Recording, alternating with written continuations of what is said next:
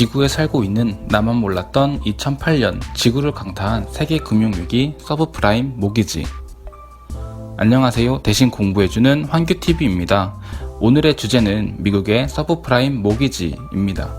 2008년 미국의 큰 사건이라는 표현도 겸손한 지구의 큰 사건이 미국에서 발생했습니다.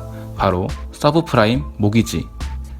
이로 인해 미국 부동산에서만 8조 3천억 달러가 손실되고 미국과 유럽을 합치면 2조 8천억 달러, 일본의 잃어버린 10년, 홍콩 상하이 증권은 반토막, 한국 경제도 개판이 되는, 표현하자면 그냥 아주 먼저 미국은 당시에도 세계 경제를 휘어잡는 천조국이었습니다. 사람들은 미국 은행 예금만으로 괜찮은 이자를 맛보았죠. 근데 경제를 활성화시킨다는 명목으로 금리를 낮춘 것입니다. 즉 이자가 적어졌습니다. 그래서 많은 사람들은 다른 곳으로 시선을 돌리는데 이것이 바로 MBS 주택담보대출입니다. 은행 사람들이 얼마나 똑똑합니까? 사람들의 구미를 당길 만한 것을 생각하게 됩니다. 계산기 두들기면서 잘 생각해 보게 됐죠. 집을 살려는 사람들에게 돈을 빌려주고 돈을 받을 수 있는 권리인 채권을 가지고 있으면 손해는 아니잖아 라는 생각을 하게 됩니다. 근데 계산기를 좀 더 두들기니까 채권을 팔고 수수료나 챙기면 위험하지도 않겠네 라는 생각을 하게 됩니다.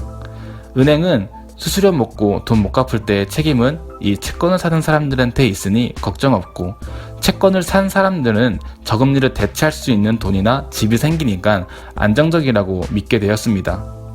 그렇게 CDO, 부채담보부 증권이라는 이름으로 은행은 투자은행들과 투자자들에게 채권을 팔게 됩니다.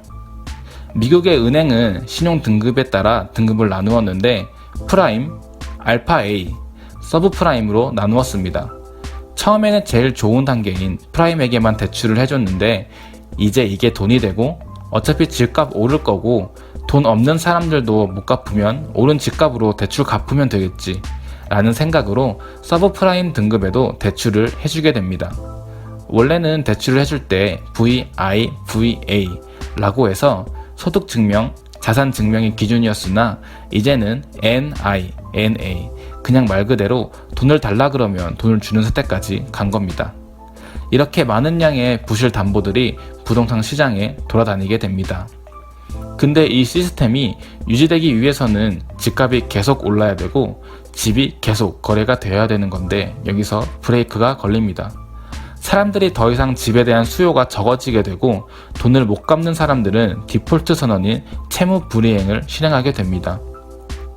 이렇게 많은 물량이 매물로 쏟아지고 집값은 폭락하고, 그러면서 자연스럽게 투자은행들은 매우 당황스러운 상황이 되었고, 이를 보고 있던 외국 큰손들은 손절하게 되고, 또 이렇게 미국 경제가 휘청이니 덩달아 세계 경제가 휘청거리게 됩니다.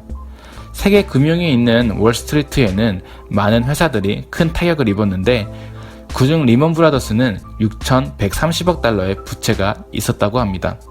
당시 한국은행 기준으로 대한민국의 한 해 GDP가 1조 1천 달러인 것을 생각하게 되면 리먼 브라더스는 대한민국 사람의 약 2분의 1이 1년 동안 벌어들이는 양을 갚아야 했던 거죠. 이렇게 리먼 브라더스는 파산 신청을 하게 되고 역사 속으로 모습을 감추게 됩니다. 파시즘은 2차 세계대전 독일의 패망으로 사라졌고, 공산주의는 소련의 붕괴로 사라졌고, 마지막 남은 자유주의마저 2008년 세계금융위기로 믿음이 깨져버립니다. 은행에서 안전하다니까 의심 없이 믿었던 많은 사람들, 그리고 현실을 자각한 다음에도 멈추지 않았던 월스트리트 사람들, 누가 잘했고 잘못했다고 말할 수 없겠지만 결국 피해는 국민들이 떠안게 되었습니다. 이상 대신 공부해주는 환규TV였습니다. 영상이 괜찮았다면 좋아요와 구독, 아니었다면 싫어요 부탁드립니다. 그럼 전 이만.